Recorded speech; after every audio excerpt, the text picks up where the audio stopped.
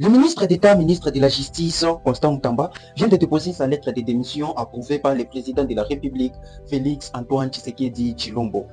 Lui qui fut accusé d'avoir détourné près de 19 millions de dollars destinés à la construction d'une prison, a vu ses immunités être élevées par l'Assemblée nationale dirigée par Vital Kamerhe.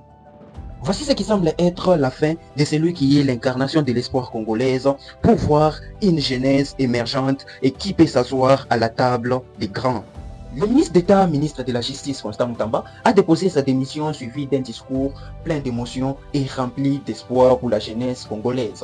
Il assure aussi n'avoir rien touché à l'argent qui appartient à l'État et il s'est dit être prêt à poursuivre les poursuites judiciaires.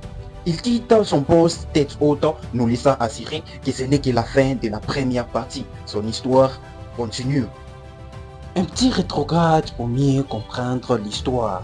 Attachez-vous bien car ça va aller très vite. Constant Mutamba est accusé par un procureur qu'il avait lui-même accusé l'autre fois pour la même chose et ses immunités sont levées par l'Assemblée nationale dirigée par une personne qui a passé un long procès sur la même chose et cela survient après que Mutamba ait condamné l'ancien premier ministre pour la même chose et un procès devrait être ouvert sur l'ancien président sur la même chose. Vous avez compris quelque chose vous?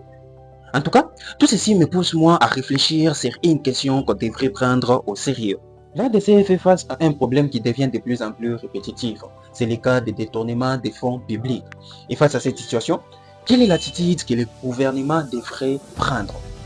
Déjà, je ne suis pas contre cette réforme qui est celui d'arrêter toutes les personnes qui braquent les comptes de l'État. Mais le problème surgit à un point.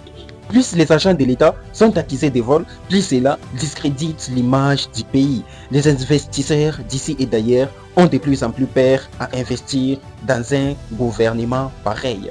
Et tout cela retombe sur la population qui se détache de plus en plus de leurs dirigeants.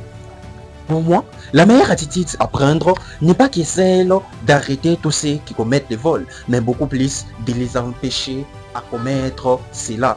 Et cela ne peut passer que par une bonne traçabilité des fonds de l'État et aussi beaucoup plus investir sur la sécurité que sur l'enquête pour vol.